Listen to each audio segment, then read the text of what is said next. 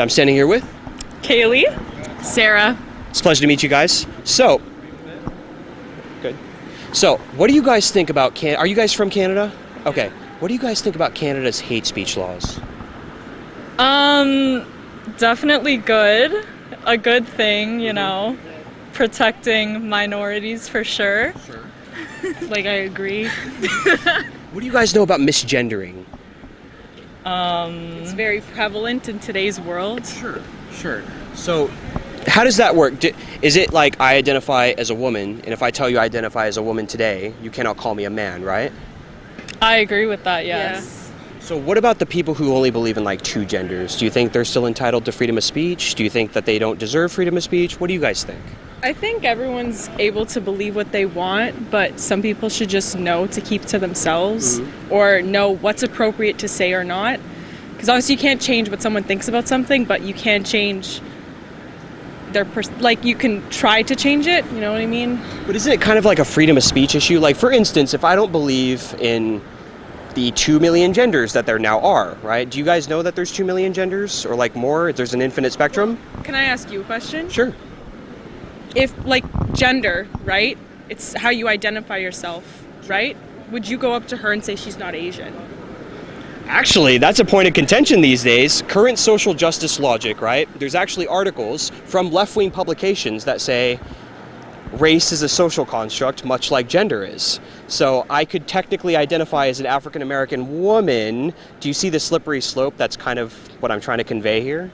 But I think the issue is that people are not trying to identify as different things to f with people. They just want to be. Have you ever heard of Jessica Yaniv? No. Okay, let me tell you a little bit about Jessica Yaniv. This is a transgender person, right? And they are basically using the shield of transgenderism to do a lot of not so good things. They sued 16 salons, immigrant salons specifically, because they wanted gender-affirming care. They wanted the women to wax their male genitalia. And when the women refused, they took them to the BC Human Rights Tribunals and sued 16 of them, very specifically immigrant women, East Indian women, and East Asian women. Jessica Yaniv, has actually posted numerous times about how this person does not like immigrants, especially those from Asia and India, and is very specifically using the human rights tribunals to screw with people, and there's nothing anybody can do about it. Jessica Yaniv has also is also throwing an event, a pool party for teenage and underage people where they should be topless and parents are not allowed to come.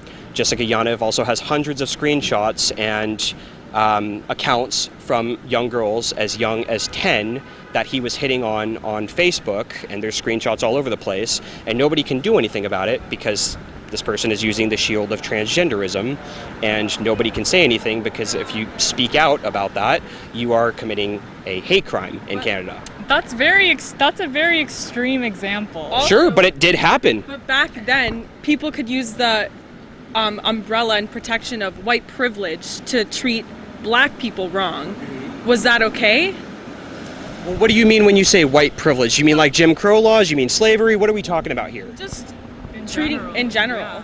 Because that was a social construct that people observed, that white privilege was white privilege. Right. You can do whatever you want because you're white.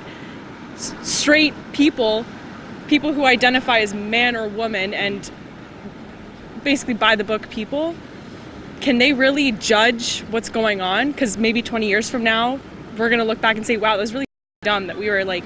Okay, so let me change kind of the spectrum then. If we're going to say that we're equal under the law and nobody should be disparaging anyone else, then why are we consistently on social media talking about white male fragility, for instance, or straight people fragility? There was actually a straight pride parade in Boston this weekend, and the local Antifa chapter showed up and started beating people up, as usual. Do you think that's okay? No, I mean, should no we be... should be beating anyone up? Well, okay, but then let's look at like on social media with like the white male fragility thing and the constant attacks on white people. Is that all right? Like... sometimes yeah, it is deserved, sometimes it is. because there are still white males that feel very entitled to not even attack people like transgender people, but just like anyone that's not white male. So Like, think at the end why of are the they day- stuck in such? But if we're all equal, right? Why are we swinging the pendulum back the other way and attacking white men? No, it's not that at all. Because they're not It's treating just- everyone else as equal. You have to look at it not as equality, as what's equitable. Who needs help to be brought up into a level playing field? Do you understand? Do you mean equality of outcome versus equality of opportunity? I just mean like in general, like. in general. But we all have the same rights and, opportunities under the law. I mean, what do you mean? Do you mean like class issues or? No, but we do on paper have the same rights, but do people recognize that? Do people in positions of power like exercise that? No. I mean, they do. If you actually are caught discriminating against people, you will either be sued in civil court or you would be dealt with, especially in Canada. No, but look at like Brock Turner, for example, white male raped, 3 months in prison? Meanwhile, there's African Americans in prison 15 years for like cannabis issues. Like, how is that fair? And that's a product of society where There are people white who are men not can caught get up away yet. with more Do you guys things. think we live under a rape culture? In some ways, in some circumstances. Because the statistics, we actually prosecute rapists as much as we prosecute armed robbers. Would you guys say we lived under an armed robbery culture, for instance? Say that again? So the statistics, if we Yeah. actually prosecute rapists at the same level as armed robbers, do you think that we live under like an armed robbery culture? But it's not like the same. It's still a crime, though. It's still will a a bank crime. have emotional trauma if it's Yeah. robbed? If I get mugged and somebody shoves a gun in my face, yeah, I think I'm going to have emotional trauma. But then people are getting prosecuted, right? It's being dealt with, right? Rapists are also being prosecuted, though. Yeah, but I think the part of rape that is so prevalent and why people are so concerned of it in today's Well, it's culture. a disgusting crime. It's a disgusting crime, but also, especially in recent years, women have started to really speak out. The Me Too movement. Of course. And this is a big issue that women are now finally starting to become okay with talking about. So can we delve into the Me Too movement for a second? So have you noticed that many of the accusations don't actually have any proof attached to them? Many times it's actually done on social media. It's a court of social media, of the public, and the mob mentality of that public is to destroy someone's life without actually having any objective proof one way or the I other. think Okay, that's the but- worst possible way to look at the Me Too movement. How many? But there's been many circumstances of that happened. Okay, how many versus how many are real though? I don't know. We don't actually know either way. But that's kind of the issue here. You're innocent until proven guilty, not the other way around. You don't have to prove your innocence. Someone else needs to prove your guilt. The prosecution's office, and with Title IX courts in the United States, at least, and universities, that's not how it works. A preponderance of evidence says 51% guilty. They'll expel you from college. If somebody accuses you of sexual assault, for instance, you cannot cross-examine the witness or the accuser. You cannot cross-examine them. You can't have a lawyer in the room. You can't defend yourself from an accusation. I think that just honestly, just based on this entire conversation so far, we need to look at it in a way, everything that's going on in society today that's progressive, like trying to move things forward, bring people out to speak, you need to look at it in a way that this is helping someone.